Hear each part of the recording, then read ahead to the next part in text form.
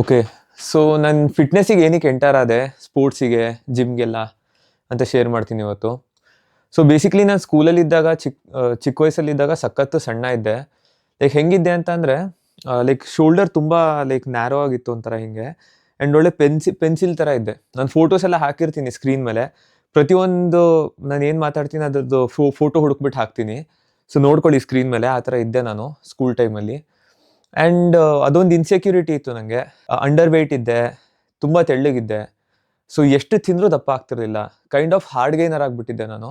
ನನ್ನ ಬಾಡಿ ಇರೋದೇ ಆ ಥರ. ನಾನು ಸ್ವಲ್ಪ ಹಾರ್ಡ್ ಗೈನರು. ಸೊ ಈಸಿಯಾಗಿ ವೆಯ್ಟ್ ಪುಟ್ ಆನ್ ಆಗೋದಿಲ್ಲ ನನಗೆ. ಸೊ ನಾನು ಚೆನ್ನಾಗಿ ತಿನ್ನಬೇಕು, ಚೆನ್ನಾಗಿ ವರ್ಕೌಟ್ ಮಾಡಬೇಕು. ಆ್ಯಂಡ್ ನಾರ್ಮಲ್ ಒಂದು ಪರ್ಸನ್ ಎಷ್ಟು ಬಲ್ಕ್ ಮಾಡೋಕ್ಕೆ ತಿಂತಾರೆ ಅದಕ್ಕಿಂತ ಸ್ವಲ್ಪ ಜಾಸ್ತಿನೇ ತಿನ್ನಬೇಕಾಗುತ್ತೆ ನಾನು. ಆ್ಯಂಡ್ ಆಲ್ಸೋ ಹುಡುಗಿರು ಪಟಾಯಿಸ್ಕೊಳ್ಳೋಕ್ಕೆ ಒಳ್ಳೆ ಬಾಡಿ ಇರಬೇಕು ಅಂತಲೂ ಇತ್ತು ತಲೆಯಲ್ಲಿ. ಸೊ ಮೂವಿಲೆಲ್ಲ ನೋಡಿರ್ತೀವಲ್ವಾ, 6 ಪ್ಯಾಕ್ಸ್ ಆ್ಯಬು ಆಯಿತು, ಒಳ್ಳೆ ಬಾಡಿ, ಬ್ರಾಡ್ ಶೋಲ್ಡರ್ಸು, ಹುಡುಗಿರೆಲ್ಲ ಅಂಥವ್ರಿಗೆ ಬೀಳೋದು ಅಂತ ಸುಳ್ಳು. ಬಟ್ ಆವಾಗ ನನ್ನ ತಲೆಯಲ್ಲಿ ಅದೇ ಇದ್ದಿದ್ದಲ್ವಾ. ಸೊ ಅದಕ್ಕೆ ಅಂತ ಶುರು ಮಾಡಿದೆ. ಆಲ್ಮೋಸ್ಟ್ ಎಲ್ಲ ಹುಡುಗರಿಗೂ ಅದೇ ಇರುತ್ತೆ ರೀಸನ್ ಶುರು ಮಾಡೋದಕ್ಕೆ. ಒಂದು ಅವ್ರದ್ದು ಪರ್ಸ್ನಲ್ ಇನ್ಸೆಕ್ಯೂರಿಟೀಸ್ ಇರುತ್ತೆ, ಇನ್ನೊಂದು ಹುಡುಗಿರು ಬಿಡಿಸ್ಕೋಬೇಕು ಅನ್ನೋದೊಂದಿರುತ್ತೆ. ಬಟ್ ಕಂಟಿನ್ಯೂ ಮಾಡೋ ರೀಸನ್ ಅದಲ್ಲ. ಕಂಟಿನ್ಯೂ ಮಾಡೋ ರೀಸನ್ ಏನಕ್ಕೆ ಅಂತ ಹೇಳ್ತೀನಿ ಈಗ ಮುಂದೆ. ಸೊ ಸ್ಕೂಲಲ್ಲಿದ್ದಾಗ ಮತ್ತು ಹೈಸ್ಕೂಲಲ್ಲಿದ್ದಾಗ ಹೈ ಜಂಪ್ ಅನ್ನೋದು ಬಿಟ್ಟರೆ ಇನ್ನು ಮಿಕ್ಕಿದ್ದು ಅದೇನು ಗೇಮ್ ಪೀರಿಯಡ್ ಸ್ಪೋರ್ಟ್ಸ್ ಆಡ್ತಿದ್ವಿ ಅದೇನೇ ಮಾಮೂಲಿ. ಅದೇ ಮಧ್ಯೆ ಸೇರ್ಕೊಳ್ಳೋದು, ಅದನ್ನೇ ಆಡೋದು. ಯಾವುದೂ ಒಂದು ಫೋಕಸ್ಡ್ ಸ್ಪೋರ್ಟ್ ಅಂತ ಇರಲಿಲ್ಲ ನಂದು. ಯಾವಾಗ ಹೈಸ್ಕೂಲಿಗೆ ಬಂದೆ ನಾನು ಲೈಕ್ 8th 9th ಹಾಗೆ. ಸೊ ಅವಾಗ ಲೈಕ್ ಸ್ವಲ್ಪ ಜನ ಬಾಸ್ಕೆಟ್ಬಾಲ್ ಆಡ್ತಿದ್ರು. ಅವ್ರ ಜೊತೆ ಸೇರ್ಕೊಂಡು ಆಡೋಕ್ಕೆ ಸ್ಟಾರ್ಟ್ ಮಾಡಿದೆ. ಸೊ ಮಜಾ ಬರೋಕ್ಕೆ ಶುರು ಆಯಿತು ಬಾಸ್ಕೆಟ್ಬಾಲಲ್ಲಿ. ಸೊ ಬಾಸ್ಕೆಟ್ಬಾಲ್ ನನ್ನ ಸ್ಪೋರ್ಟು ಅಂತ ಫಿಕ್ಸ್ ಆಗಿಬಿಟ್ಟೆ. ಸೊ ಆಲ್ಮೋಸ್ಟ್ ನಾನು like 11th 12th second P ಯುವರೆಗೂ ಬಾಸ್ಕೆಟ್ಬಾಲ್ ಆಡಿದ್ದೀನಿ ನಾನು. ಆ್ಯಂಡ್ ಇಂಜಿನಿಯರಿಂಗ್ ಇದ್ದಾಗ್ಲೂ ಬಾಸ್ಕೆಟ್ಬಾಲ್ ಆಡಿದ್ದೀನಿ. ಲೈಕ್ ನಾವು ಹಾಗೆ ಫ್ರೆಂಡ್ಸ್ ಆಡ್ತಾ ಇದ್ವಿ ಅಷ್ಟೇ. ಎವ್ರಿ ಡೇ ಮಾರ್ನಿಂಗ್ ಹೋಗ್ತಿದ್ವಿ, ರನ್ನಿಂಗ್ ಮಾಡ್ತಿದ್ವಿ. ಆ್ಯಂಡ್ ರನ್ನಿಂಗ್ ಕೂಡ ಸ್ಟಾರ್ಟ್ ಮಾಡಿದ್ದೆ ಆ ಟೈಮಲ್ಲಿ ನಾನು. ಆಮೇಲೆ ಬಾಸ್ಕೆಟ್ಬಾಲ್ ಆಡ್ತಿದ್ದೆ. ಆ್ಯಂಡ್ ನಮ್ಮಪ್ಪ ಜಿಮ್ಮಿಗೆ ಹೋಗ್ತಿದ್ರು. ಆ್ಯಕ್ಚುಲಿ ನಮ್ಮ ಅಪ್ಪನೇ ನಂಗೆ ಜಿಮ್ಮಿಗೆ ಇಂಟ್ರೊಡ್ಯೂಸ್ ಮಾಡಿಸಿದ್ದು. ಸೊ ಅವ್ರು ಏನಂದಿದ್ರು ಅಂತ ಅಂದರೆ, ನೀನು 17 18 ಇಯರ್ಸ್ ಆದಾಗ ನಾನು ನಿನಗೆ ಜಿಮ್ಮಿಗೆ ಕರ್ಕೊಂಡೋಗಿ ಸೇರಿಸ್ತೀನಿ ಅಂತ ಅಂದರು. ಸೊ ನಾನು 18 ಆಗ್ತಿದ್ದಂಗೆ ಬಂದ್ಬಿಟ್ಟು, ನೋಡಿ ನಾನು 18 ಇಯರ್ಸ್ ಇವಾಗ, ನಂಗೆ ಕರ್ಕೊಂಡೋಗಿ ಜಿಮ್ಮಿಗೆ ಸೇರಿಸ್ಕೊಡಿ ಅಂತ ಅಂದೆ. ಸೊ ನಮ್ಮಪ್ಪ ಹೋಗೋ ಜಿಮ್ಗೆ ನನಗೆ ಕರ್ಕೊಂಡು ಹೋಗ್ಬಿಟ್ಟು ಮೆಂಬರ್ಶಿಪ್ ಎಲ್ಲ ಮಾಡಿಸಿ ನಂದು ಅಲ್ಲಿಗೆ ಸೇರಿಸಿದ್ರು. ಸೊ ಫಸ್ಟ್ ಜಿಮ್ ನಾನು ಸೇರಿದ್ದು ಹಾಸನಲ್ಲಿ, ಟಫ್ ಲುಕ್ ಅಂತ. ಸೊ ಅಲ್ಲಿ ಹೋಗಿ ಸೇರಿಕೊಂಡೆ. ಆ್ಯಂಡ್ ಸ್ಟಾರ್ಟಿಂಗ್ ಫ್ರೆಂಡ್ಸ್ ಎಲ್ಲ ಹೋಗ್ತಿದ್ವಿ ಅಷ್ಟೇ. ನಮಗೇನು ಏನೂ ನಾಲೆಡ್ಜ್ ಇರಲಿಲ್ಲ, ಝೀರೋ ನಾಲೆಡ್ಜು. ಆ್ಯಂಡ್ ಯೂಟ್ಯೂಬಲ್ಲೂ ಅಷ್ಟೊಂದು ಕಾಂಟೆಂಟ್ ಇರಲಿಲ್ಲ ಆ ಟೈಮಲ್ಲಿ, ನಾವು ಜಿಮ್ಮಿಗೆ ಹೋಗ್ತಿದ್ದ ಟೈಮಲ್ಲಿ. ಸೊ ಅವಾಗ ಅಲ್ಲಿ ಯಾರ್ಯಾರು ಟ್ರೈನರ್ಸ್ ಇರ್ತಿದ್ರು ಅವ್ರಿಗೆ ಕೇಳ್ಕೊಂಡು, ಆ್ಯಂಡ್ ಜಿಮ್ ಓನರ್ಸ್ ಇರೋರು ಇಲ್ಲ ಯಾರಾದರೂ ಎಕ್ಸ್ಪೀರಿಯನ್ಸ್ ಪೀಪಲ್ ಇರೋರು ಜಿಮ್ಮಲ್ಲಿ, ಅವ್ರಿಗೆ ಕೇಳ್ಕೊಂಡು ವರ್ಕೌಟ್ ಮಾಡ್ತಿದ್ವಿ ಅವಾಗ. ಆ್ಯಂಡ್ ಏನು ನ್ಯೂಬಿ ಗೇನ್ಸ್ ಏನು ಇರುತ್ತೆ ಅದೊಂದು ವರ್ಷ ಚೆನ್ನಾಗಿ ಬಂತು. ಆ್ಯಂಡ್ ನಮಗೂ ಖುಷಿ ಆಯಿತು, ಡಿಫ್ರೆನ್ಸ್ ಕಾಣಿಸ್ತಿದೆ ಲೈಟಾಗಿ, ಒಳ್ಳೆ ನ್ಯೂಬಿ ಗೇನ್ಸ್ ಎಲ್ಲ ಬರ್ತಿದೆ ಅಂತ. ಅದಾದಮೇಲೆ ಏನಾಯಿತು, ನಮಗೆ ಗೊತ್ತಿಲ್ವಲ್ಲ ಕರೆಕ್ಟಾಗಿ ಬಲ್ಕಿಂಗ್ ಅಂದರೆ ಏನು, ಕಟ್ಟಿಂಗ್ ಅಂದರೆ ಏನು, ಹೆಂಗೆ ತಿನ್ಬೇಕು, ಹೆಂಗೆ ವರ್ಕೌಟ್ ಮಾಡ್ಬೇಕಂತ. ಸೊ ಅದಾದಮೇಲೆ ನಾವು ಮನೇಲಿ ಮಾಡಿದ ಅಡುಗೆನೇ ತಿನ್ಕೊಂಡು ಜಿಮ್ ಮಾಡ್ತಿದ್ದಿದ್ದು. ಸೊ ಏನೂ ಡಿಫ್ರೆನ್ಸ್ ಬರಲಿಲ್ಲ. ಸೊ ಫಸ್ಟ್ ಒಂದು 6 months 1 year ಸ್ವಲ್ಪ ಡಿಫ್ರೆನ್ಸ್ ಕಾಣಿಸ್ತು ಅನ್ನೋದು ಬಿಟ್ಟರೆ ಅದಾದಮೇಲೆ ಡಿಫ್ರೆನ್ಸ್ ಬರಲಿಲ್ಲ. ಸೊ ನಾವೇನು ಮಾಡಿದ್ವಿ, like on and of kind of ಇತ್ತು ಜಿಮ್ ಅವಾಗ. ಸೊ ಜಿಮ್ ಸ್ಟಾರ್ಟ್ ಮಾಡೋದು, ಒಂದು 3-4 months ಮಾಡೋದು, ಆಮೇಲೆ ಮತ್ತೆ ಬ್ರೇಕ್ ತೊಗೊಳ್ಳೋದು. ಸೊ ಆ ಥರ ನಡೀತಾ ಇತ್ತು. ಆ್ಯಂಡ್ ಸಪ್ಲಿಮೆಂಟೇಷನ್ಗೂ ಏನು ದುಡ್ಡಿರಲಿಲ್ಲ ನನ್ನ ಹತ್ರ ಅವಾಗ. ಪ್ರೋಟೀನ್ ತೊಗೊಳಕ್ಕೂ ದುಡ್ಡಿರ್ತಿರ್ಲಿಲ್ಲ. ಆ್ಯಂಡ್ ಒನ್ ಟೈಮಲ್ಲಿ ಏನಾಯಿತು ಅಂತಂದರೆ, ಟ್ರೈನರ್ ಪ್ರೋಟೀನ್ ಎಲ್ಲ ತೊಗೋಬೇಕು ಅಂದರು. ಸೊ ನನಗನ್ಸಿದ್ದು ಪ್ರೋಟೀನ್ ತೊಗೊಂಡಿದ್ದ ತಕ್ಷಣ ಬಾಡಿ ಬಂದುಬಿಡುತ್ತೆ ಅನ್ನೋ ಫಾಲ್ಸ್ ಬಿಲೀಫಿಗೆ ಹೋಗ್ಬಿಟ್ಟೆ ನಾನು. ಆ್ಯಂಡ್ ಪ್ರೋಟೀನ್ ತೊಗೊಂಡು ವರ್ಕೌಟ್ ಮಾಡ್ತಿದ್ರು, ಪ್ರೋಟೀನ್ ಕನ್ಸ್ಯೂಮ್ ಮಾಡ್ಕೊಂಡು ಏನೂ ಡಿಫ್ರೆನ್ಸ್ ಅನ್ನಿಸ್ತಿರ್ಲಿಲ್ಲ ಜಾಸ್ತಿ. ಸೊ ಅವಾಗ like 1 scoop protein 2 scoop protein ತೊಗೊಂಡ್ರು ಏನೂ ಬರ್ತಿಲ್ವಲ್ಲಪ್ಪ ಅಂತ ಅದೊಂದು ಫ್ರಸ್ಟ್ರೇಷನ್ ಆಯಿತು. ಆಮೇಲೆ ಮತ್ತೆ ಹಾಗೆ ಇನ್ನೊಂದು ವರ್ಷ ವರ್ಕೌಟ್ ಮಾಡಿದೆ, ಏನೂ ರಿಸಲ್ಟ್ಸೇ ಬರಲಿಲ್ಲ. ಆಮೇಲೆ ಏನಾಯಿತು, ಫುಲ್ಲು ಫ್ರಸ್ಟ್ರೇಷನಿಂದ ಸ್ವಲ್ಪ ರಿಸರ್ಚ್ ಮಾಡೋಕ್ಕೆ ಶುರು ಮಾಡಿದೆ ಗೂಗಲಲ್ಲೆಲ್ಲ. ಈಗ ಏನಿದು, ಹೆಂಗೆ ಮಾಡೋದು, ಮಾಡಲೇಬೇಕಷ್ಟೇ, ಗಿವ್ ಅಪ್ ಮಾಡೋಕ್ಕೆ ಚಾನ್ಸೇ ಇಲ್ಲ. ನನ್ನ ತಲೆ ಹೆಂಗೆ ಗೊತ್ತಾ, ನಂಗೆ ಫುಲ್ ಆನ್ಸರ್ ಸಿಗದೇನೆ ನಾನು ಗಿವ್ ಅಪ್ ಮಾಡೋದಿಲ್ಲ. ನಾನು ನಾರ್ಮಲಿ ಗಿವ್ ಅಪ್ಪೇ ಮಾಡಲ್ಲ, ನಂಗೆ ಫುಲ್ ಆನ್ಸರ್ ಬೇಕು. ಹೆಂಗಾಗುತ್ತೆ, ಏನಕ್ಕೆ ಆಗ್ತಿಲ್ಲ, ಆಗಿರೋರು ನೋಡಿದ್ದೀನಿ ಅವ್ರದ್ದು ಹೆಂಗಾಗಿದೆ, ನಾನು ಮಾಡ್ತಾಯಿದ್ದೀನಿ, ನಂದು ಯಾಕೆ ಆಗ್ತಿಲ್ಲ, ಆ ಕ್ವಶನ್ಸ್ ಇತ್ತು ತಲೆಯಲ್ಲಿ ತುಂಬ. ಸೊ ಅವಾಗ ಸ್ವಲ್ಪ ರಿಸರ್ಚ್ ಮಾಡುವಾಗೆಲ್ಲ ಒಂದು ಬುಕ್ ಕೈಗೆ ಸಿಕ್ತು. ಆ ಬುಕ್ ಹೆಸರು ಬಿಗ್ಗರ್ ಲೀನರ್ ಸ್ಟ್ರಾಂಗರ್ ಅಂತ ಅಂದ್ಬಿಟ್ಟು. ಸೊ ನಾನೇನು ಮಾಡಿದೆ, ಹೋಗಿ ಫಸ್ಟು ಆ ಬುಕ್ಕನ್ನು ಆರ್ಡರ್ ಮಾಡಿದೆ. ನನಗನ್ಸೋ ಪ್ರಕಾರ ಇದು 2017 ಎಂಡ್ ಹತ್ತತ್ರ ಅನಿಸುತ್ತೆ. ಆ್ಯಂಡ್ ಕರೆಕ್ಟಾಗಿ ಬುಕ್ ಬಂತು ನ್ಯೂ ಇಯರಿಗೆ 2 days ಇದ್ದಂಗೆ. ಸೊ ನಾನು ನ್ಯೂ ಇಯರ್ ಎಲ್ಲೂ ಹೊರಗಡೆ ಹೋಗಲಿಲ್ಲ. ಆ ಫ್ರಸ್ಟ್ರೇಷನಲ್ಲಿ ಏನು ಮಾಡಿದೆ, ರಾತ್ರಿ ಕೂತ್ಕೊಂಡೆ ಓದೋಕ್ಕೆ 31st ನೈಟು, ಏನು 2018 ನ್ಯೂ ಇಯರ್ ಇತ್ತು ಅವಾಗ. ಆ್ಯಂಡ್ ಬೆಳಗ್ಗೆವರೆಗೂ ನಾನು ಫುಲ್ ಬುಕ್ಕನ್ನೇ ಮುಗಿಸ್ಬಿಟ್ಟೆ ಓದಿ. 350 pages ಸಮಥಿಂಗ್ ಏನೋ ಇತ್ತು, ಈಗಲೂ ಜ್ಞಾಪಕ ಇದೆ. ಒಂದೇ ನೈಟಲ್ಲಿ ಕಂಪ್ಲೀಟ್ ಬುಕ್ಕನ್ನ ಓದಿ ಮುಗಿಸ್ದೆ. ಆ್ಯಂಡ್ ನೆಕ್ಸ್ಟ್ ಡೇ ಒಂದು 4 ಅವರ್ಸ್ ನಿದ್ದೆ ಮಾಡಿದೆ, ಎದ್ಬಿಟ್ಟು ಕರೆಕ್ಟಾಗಿ ನಾನು ಡಯಟ್ನೆಲ್ಲ ಪ್ಲ್ಯಾನ್ ಮಾಡಿಕೊಂಡೆ ಆಯಿತಾ. ಕೂತ್ಕೊಂಡು ಕರೆಕ್ಟಾಗಿ ಡಯಟ್ ಲೆಕ್ಕ ಹಾಕಿದೆ, ಫುಡ್ ಚೂಸ್ ಮಾಡಿದೆ, ಪ್ರತಿಯೊಂದು ವರ್ಕೌಟ್ ಪ್ಲ್ಯಾನ್ ಮಾಡಿಕೊಂಡೆ. ನಂದು ಏನು ರುಟೀನ್ ಇರಬೇಕು, ಸೊ ವರ್ಕೌಟ್ ಏನು ರುಟೀನು, ವಾಟರ್ ಇಂಟೇಕ್ ಎಷ್ಟಿರಬೇಕು, ಫುಡ್ ಏನು ತಿನ್ನಬೇಕು, ಸಪ್ಲಿಮೆಂಟ್ಸ್ ಏನೇನು ಬೇಕು, ಪ್ರತಿಯೊಂದು ಲಿಸ್ಟ್ ಮಾಡಿಕೊಂಡೆ. ಫ್ರಸ್ಟ್ರೇಷನ್ ಲೆವೆಲ್ ಯಾವ ಥರ ಇತ್ತು ಅಂದರೆ ನಾನು ಇದನ್ನು ಮಾಡಲೇಬೇಕಷ್ಟೆ.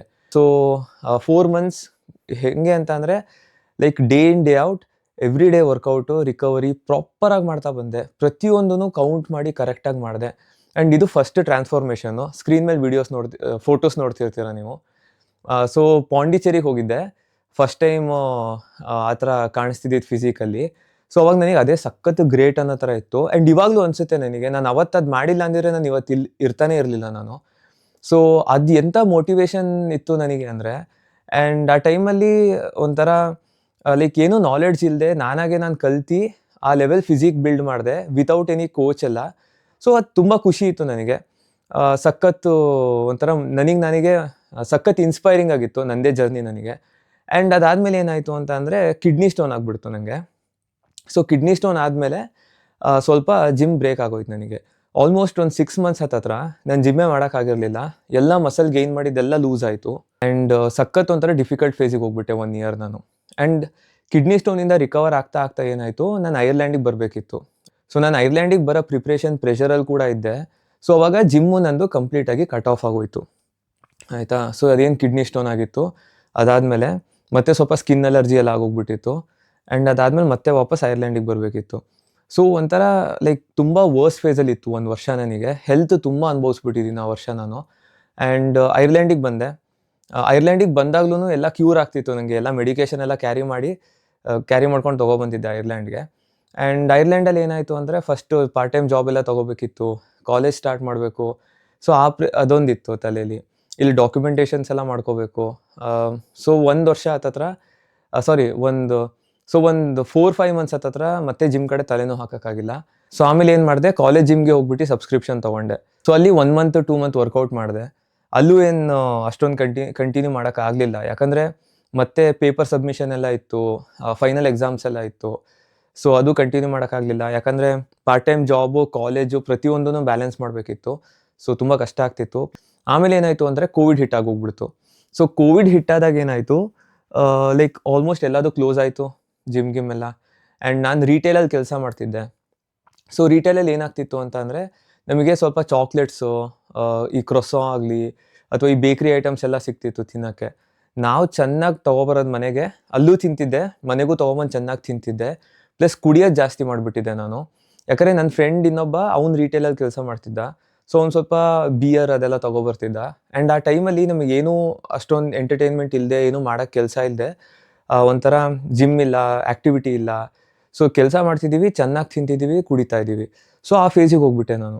ಆ್ಯಂಡ್ ನಾನು ಆಲ್ಮೋಸ್ಟ್ 1 ಇಯರಲ್ಲಿ 10 kgs ಗೇನ್ ಮಾಡಿಬಿಟ್ಟೆ. ಕಂಪ್ಲೀಟ್ ಫ್ಯಾಟು, ತುಂಬ ಅನ್ಹೆಲ್ದಿಯಾಗಿ ಗೇನ್ ಮಾಡಿಬಿಟ್ಟೆ ನಾನು ಅದನ್ನ. ಆ ಫೋಟೋಸು ಹಾಕ್ತೀನಿ ಸ್ಕ್ರೀನ್ ಮೇಲೆ. 82 kgs ಆಗಿಬಿಟ್ಟೆ ಆವಾಗ. ಒಂಥರ ಹೆಂಗಾಗ್ಬಿಟ್ಟೆ ಅಂತ ಅಂದರೆ ಲೈಕ್ ಇದು ವಿಶಾಲ್ ಅಲ್ವೇ ಅಲ್ಲ ಅನ್ನೋ ಥರ ಫೀಲ್ ಬರ್ತಿತ್ತು ನನಗೇನೆ. ಸೊ ಇಷ್ಟೊಂದು ವರ್ಸ್ಟ್ ಸಿಚುವೇಷನಿಗೆ ಬಂದುಬಿಟ್ನಲ್ಲ ಅನ್ನೋದೊಂದು ರಿಗ್ರೆಟ್ ಆಗೋಯಿತು. ಸೊ ಒಂದಿನ ಕೂತ್ಕೊಂಡ್ಬಿಟ್ಟು ಆ ರಿಗ್ರೆಟಲ್ಲಿ ಓಕೆ, ಇದನ್ನು ಹೆಂಗಾದರೂ ಮಾಡಿ ಚೇಂಜ್ ಮಾಡಲೇಬೇಕು, ಈ ಥರ ಇದ್ದರೆ ಆಗೋದಿಲ್ಲ, ತುಂಬ ಕಷ್ಟ ಇದು ಅಂತ ಡಿಸೈಡ್ ಮಾಡಿ. ಸೊ ಜಿಮ್ಮೆಲ್ಲ ಓಪನ್ ಆಗಿರಲಿಲ್ಲ ಅಂದರೂ ಏನು ಮಾಡಿದೆ, ಹೋಮ್ ವರ್ಕೌಟ್ ಶುರು ಮಾಡಿದೆ. ಸ್ವಲ್ಪ ರೆಸಿಸ್ಟೆನ್ಸ್ ಬ್ಯಾಂಡ್ಗಳಿತ್ತು ನನ್ನ ಹತ್ರ. ಸೊ ಅದರಲ್ಲೇ ಸ್ವಲ್ಪ ವರ್ಕೌಟ್ ಎಲ್ಲ ಸ್ಟಾರ್ಟ್ ಮಾಡಿದೆ. ಆ್ಯಂಡ್ ರನ್ನಿಂಗಿಗೆ ಹೋಗ್ತಾ ಇದ್ದೆ. ನಮ್ಮ ಮನೆ ಹತ್ರನೇ ಒಂದು ಪಾರ್ಕ್ ಇತ್ತು, ಅಲ್ಲೇ ಒಂದು ಸ್ವಲ್ಪ ಕಾರ್ಡಿಯೋ ಮಾಡಿ ಮನೇಲಿ ಒಂದು ಸ್ವಲ್ಪ ರೆಸಿಸ್ಟೆನ್ಸ್ ಬ್ಯಾಂಡ್ ಮತ್ತು ಬಾಡಿ ವೆಯ್ಟ್ ವರ್ಕೌಟ್ಸ್ ಮಾಡ್ಕೊಂಬರ್ತಿದ್ದೆ. ಆ್ಯಂಡ್ ಸೊ ಅವಾಗ ಆಲ್ಮೋಸ್ಟ್ ಒಂದು 4-5 kgs ಕಮ್ಮಿ ಮಾಡಿದೆ. ಸೊ 82 ಇಂದ ಆಲ್ಮೋಸ್ಟ್ 76 ಹತ್ತತ್ರ ಬಂದೆ ನಾನು. ಆ್ಯಂಡ್ ಆಮೇಲೆ ಏನಾಯಿತು, ಸೊ ಆಮೇಲೆ ಜಿಮ್ಮೆಲ್ಲ ಓಪನ್ ಆಯಿತು. ಸೊ ಜಿಮ್ ಜಾಯ್ನ್ ಆದೆ, ಮತ್ತೆ ಹಳೆ ರೂಟೀನಿಗೆ ಬಂದೆ, ಮತ್ತೆ ಒಂದು ಡಯಟ್ ಸೆಟ್ ಮಾಡಿಕೊಂಡೆ. ಆ್ಯಂಡ್ ಅದನ್ನು ಫಾಲೋ ಮಾಡ್ಕೊಂಡು 73 kgs ಹತ್ತತ್ರ ಬಂದೆ. ಮತ್ತೆ 73 kgs ಹತ್ತಿರ ಬಂದಾಗ ಗೊತ್ತಾಯಿತು ಲೈಕ್ ಮಸಲ್ ಮಾಸೇ ಇಲ್ವಲ್ಲ ನನ್ನ ಬಾಡಿಲಿ, ಬರೀ ಫ್ಯಾಟ್ ಲೂಸ್ ಮೇಲೆ ಫೋಕಸ್ ಮಾಡಿಬಿಟ್ಟಿದ್ದೀನಿ ಇಡೀ ಲೈಫಲ್ಲಿ, ಬಲ್ಕೆ ಮಾಡಿಲ್ಲ ಆಯಿತಾ. ಸೊ ನಾನು ಅವಾಗ ರಿಯಲೈಸೇಷನ್ ಹಿಟ್ಟಾಯಿತು, ಮಸಲ್ಲೇ ಇಲ್ಲ ಬಾಡಿಲಿ, ಬರೀ ಫ್ಯಾಟ್ ಲಾಸ್ಗೆ ಬಿದ್ದುಬಿಟ್ಟಿದ್ದೀನಿ. ಫ್ಯಾಟ್ ಲಾಸ್ ಮಾಡೋದು ಮತ್ತೆ ಗೈನ್ ಆಗ್ತಿದೆ ಫ್ಯಾಟು, ಆಮೇಲೆ ಮತ್ತೆ ಫ್ಯಾಟ್ ಲಾಸ್ ಮಾಡಬೇಕು. ಸೊ ಮಸಲ್ ಬಿಲ್ಡ್ ಮಾಡೋದಕ್ಕೆ ಆ ಫೇಸ್ಗೆ ಹೋಗೋಕ್ಕಾಗ್ತಿರ್ಲಿಲ್ಲ. ಸೊ ಏನು ಮಾಡಿದೆ, ಫಿಟ್ಟರ್ ಅಂತ ಅಂದ್ಬಿಟ್ಟು ಒಂದು ಆ್ಯಪ್ ಇದೆ ಇಂಡಿಯಾದಲ್ಲಿ. ಸೊ ಅದರಲ್ಲಿ ಒಂದು ಕೋಚ್ ಹೈರ್ ಮಾಡಿದೆ, ಉತ್ಸವ್ ಅಂತ. ಆಯಿತಾ. ಒಳ್ಳೆ ನಾಲೆಡ್ಜ್ ಇತ್ತು, ಅವ್ರದ್ದು ಇಲೀಟ್ ಬ್ಯಾಡ್ಜ್ ಏನೋ ಇತ್ತು. ಸೊ ನೋಡಿದೆ, ಓಕೆ ಇವ್ರಿಗೊಂದು ಚಾನ್ಸ್ ಕೊಡೋಣ. ಅವರಿಗೆಲ್ಲ ಎಕ್ಸ್ಪ್ಲೇನ್ ಮಾಡಿದೆ, ಈ ಥರ ಮಾಡ್ತಿದ್ದೀನಿ, ಇಷ್ಟು ಎಕ್ಸ್ಪೀರಿಯನ್ಸ್ ಇದೆ ನನಗೆ, ಬಟ್ ನಾನು ಯಾವತ್ತೂ ಬಲ್ಕ್ ಮಾಡಿಲ್ಲ, ಸೊ ನಂಗೆ ಕರೆಕ್ಟಾಗಿ ಬಲ್ಕ್ ಮಾಡೋಕ್ಕೆ ಗೊತ್ತಿಲ್ಲ ಅಂತ ಅವ್ರನ್ನ ಅಪ್ರೋಚ್ ಮಾಡಿದೆ ನಾನು, ಆಯಿತಾ. ಸೊ ಅವ್ರು ಅದಕ್ಕೆ ಅಂದರು, ಆಗುತ್ತೆ ಬಲ್ಕ್ ಈಸಿಯಾಗಿ, ಶುರು ಮಾಡೋಣ. ಸೊ ಲಾಸ್ಟ್ ಇಯರ್ ಜಾನಲ್ಲಿ ನಾನು ಅಪ್ರೋಚ್ ಮಾಡಿದ್ದೆ ಅವ್ರಿಗೆ. ಸೊ 2024 ಜಾನಲ್ಲಿ ಅಪ್ರೋಚ್ ಮಾಡಿದೆ. ಸೊ ಅದಾದಮೇಲೆ ಲೈಕ್ ಒಂದು 8 months ಬಲ್ಕ್ ಮಾಡಿದೆ ಕರೆಕ್ಟಾಗಿ. ಸೊ 8 months ಬಲ್ಕಲ್ಲಿ ನಾನು ಬಲ್ಕ್ ಸ್ಟಾರ್ಟ್ ಮಾಡಿದಾಗ 72 kgs ಸಮಥಿಂಗ್ ಏನೋ ಇದ್ದೆ ನಾನು. ಸೊ ಒಂದು 3 months ಹತ್ತಿರ ಬಾಡಿ ರೀಕಾಂಪೇ ಆಯಿತು. ಸೊ ಬಾಡಿ ರೀಕಾಂಪ್ ಅಂದರೆ ಫ್ಯಾಟ್ ಲಾಸ್ ಮತ್ತು ಮಸಲ್ ಗೈನ್ ಸೇಮ್ ಟೈಮ್ಗೆ ಆಗುತ್ತೆ. ಸೊ ವೆಯ್ಟ್ ಜಾಸ್ತಿ ಚೇಂಜ್ ಆಗೋದಿಲ್ಲ, ಬಟ್ ಡಿಫ್ರೆನ್ಸ್ ಕಾಣಿಸ್ತಿರುತ್ತೆ ನಿಮಗೆ. ಮಿರರಲ್ಲಿ ಬಟ್ಟೆ ಹಾಕಿದಾಗೆಲ್ಲ ಡಿಫ್ರೆನ್ಸ್ ಗೊತ್ತಾಗುತ್ತೆ. ಆ್ಯಂಡ್ ಒಂದು 8 months ಬಲ್ಕ್ ಮಾಡಿದೆ. ಸೆಪ್ಟೆಂಬರ್ ಹತ್ತಿರ ಬಲ್ಕನ್ನು ಎಂಡ್ ಮಾಡಿದೆ, ಯಾಕಂದರೆ 78 kgಗೆ ಬಂದೆ. ಆ್ಯಂಡ್ ಸ್ವಲ್ಪ ಫ್ಯಾಟು ಜಾಸ್ತಿ ಅಕ್ಯುಮುಲೇಟ್ ಆಗೋಗ್ಬಿಟ್ಟಿತ್ತು ಆ ಟೈಮ್ಗೆ, ಆಯಿತಾ. ಸೊ ಅದಕ್ಕೆ ಅಂದೆ, ಉತ್ಸವ್ ಇವಾಗ ಸ್ಟಾಪ್ ಮಾಡೋಣ, ಕಟ್ಟಿಂಗ್ ಮಾಡಿಬಿಡೋಣ, ಮುಗಿಸೋಣ, ನಂಗೆ ಆಗ್ತಾಯಿಲ್ಲ ಅಷ್ಟೊಂದು ತಿನ್ನೋಕ್ಕೆ. 4200 ಕ್ಯಾಲರೀಸ್ ಹತ್ತಿರ ನಾನು ಬಲ್ಕನ್ನು ಎಂಡ್ ಮಾಡಿದ್ದ ಆ ಟೈಮಲ್ಲಿ. ಅಷ್ಟೊಂದು ತಿನ್ನಬೇಕಿತ್ತು ಸ್ಟಾರ್ಟಿಂಗಲ್ಲಿ, ಅದಕ್ಕೆ ನಂಗೆ ಆಗ್ತಿರ್ಲಿಲ್ಲ ತಿನ್ನೋಕೆ ಅಷ್ಟೊಂದು. ಸೊ ಎಂಡ್ ಮಾಡಿಸ್ದೆ. ಅದಾದಮೇಲೆ 4 months 3 to 4 monthsಲ್ಲಿ ಎಲ್ಲ ಕಟ್ ಮಾಡಿದ್ವಿ, ಫ್ಯಾಟ್ ಎಕ್ಸೆಸ್ ಏನಿತ್ತು, ಆಯಿತಾ. ಎಕ್ಸೆಸ್ ನಾನು 10 kgs ಲೂಸ್ ಮಾಡಿದೆ. 78ಇಂದ 67-68 kgs ಹತ್ತಿರ ಬಂದೆ. ಸೊ ಫಸ್ಟ್ ಕಟ್ಟು ನಂದು 10% 11% ಬಾಡಿ ಫ್ಯಾಟಲ್ಲಿದ್ದೆ ನಾನು, ಆಯಿತಾ. ಫಸ್ಟ್ ಟೈಮ್ ನನ್ನನ್ನು ಆ ಥರ ನೋಡ್ಕೊಳ್ಳುವಾಗ ಎಷ್ಟು ಪ್ರೌಡ್ ಫೀಲ್ ಆಯಿತು ಅಂತಂದರೆ, ಒಂಥರ ಕ್ರೇಜಿ ಅಚೀವ್ಮೆಂಟ್, ಒಂಥರ ಅಚೀವ್ಮೆಂಟ್ ಅನ್ಲಾಕ್ ಅಂತ ಬರುತ್ತಲ್ಲ, ಆ ಥರ ಒಂದು ತಲೆಲಾಯಿತು. ಸೊ ಫಸ್ಟ್ ಅಚೀವ್ಮೆಂಟ್ ಅನ್ಲಾಕ್ ಆಯಿತು ನಂದು ಅಂತ. ಸೊ ಬಲ್ಕ್ ಮಾಡಿದೆ, ಕಟ್ ಮಾಡಿದೆ. ಸೊ ಅವಾಗ ಕಟ್ ಮಾಡಿದ್ಮೇಲೆ ಖುಷಿ ಆಯಿತು. ಸೊ ಇನ್ನೊಂದು ತಲೆಗೆ ಬರೋಕ್ಕೆ ಶುರು ಆಯಿತು, ಈಗಲೂ ಮಸಲ್ ಮಾಸ್ ಜಾಸ್ತಿ ಇಲ್ಲ ನನಗೆ, ಇನ್ನೂ ಜಾಸ್ತಿ ಬೇಕು. ಅಟ್ಲೀಸ್ಟ್ ನಾನು 10-11% ಬಾಡಿ ಫ್ಯಾಟಲ್ಲಿ 70 kgನಾದರೂ ಕ್ರಾಸ್ ಮಾಡ್ಬೇಕು ನಾನು ಅಂತ ಬಂತು ತಲೆಗೆ. ಸೊ ಉತ್ಸವ್ಗಂದೆ, ಕಟ್ಟು ಮುಗೀತಿದ್ದಂಗೆ ಉತ್ಸವ್ಗಂದೆ, ಉತ್ಸವ್ ಇವಾಗಲೇ ಬಲ್ಕ್ ಸ್ಟಾರ್ಟ್ ಮಾಡಿಬಿಡೋಣ, ನಂಗೆ ಇದರಲ್ಲಿ ಇರೋಕ್ಕೂ ಇಷ್ಟ ಇಲ್ಲ, ನಾನು ಆದಷ್ಟು ಬೇಗ ನನ್ನ ಗೋಲನ್ನು ಹಿಟ್ ಮಾಡಬೇಕು, ಆಯಿತಾ. ಚೆನ್ನಾಗೇನೋ ಕಾಣ್ತಿದ್ದೆ, ಫೋಟೋಸ್ ತಗೋಬೋದಿತ್ತು, ಬೀಚಿಗೆ ಹೋಗ್ಬೋದಿತ್ತು, ಫುಲ್ ಫ್ಲೆಕ್ಸ್ ಮಾಡ್ಬೋದಿತ್ತು. ನಾನೇನು ಚೂಸ್ ಮಾಡಿದೆ, ನನಗೆ ಲಾಂಗರ್ ಟರ್ಮ್, ನನಗೆ ಲಾಂಗರ್ ವಿಷನ್ ಇದೆ, ನಾನು ಅದಕ್ಕೆ ಆದಷ್ಟು ಬೇಗ ರೀಚ್ ಆಗಬೇಕು. ಅದಕ್ಕೆ ಇವತ್ತೇ ನಾನು ಶುರು ಮಾಡಿದ್ರೆ ಬೇಗ ರೀಚ್ ಆಗ್ತೀನಿ. ಸೊ ಉತ್ಸವ್ ನಿಲ್ಸೋಣ, ನನಗೇನೂ ಬೇಜಾರಿಲ್ಲ, ನಾನು ಮತ್ತೆ ಫ್ಯಾಟ್ ಗೇನ್ ಮಾಡೋಕ್ಕೆ ಶುರು ಮಾಡಿದ್ರು ಆ ಗೋಲ್ ಹೋಗೋಣ ಅಂತ. ಓಕೆ ಅಂತ ಮತ್ತೆ ಉತ್ಸವ್ ಡಿಸೈನ್ ಮಾಡಿದ್ರು ಡಯಟ್ನೆಲ್ಲ. ಸೊ ಸ್ಟಾರ್ಟ್ ಮಾಡಿದೆ ಮತ್ತೆ, ಆ್ಯಂಡ್ ಇವಾಗ ಇಲ್ಲಿದ್ದೀನಿ.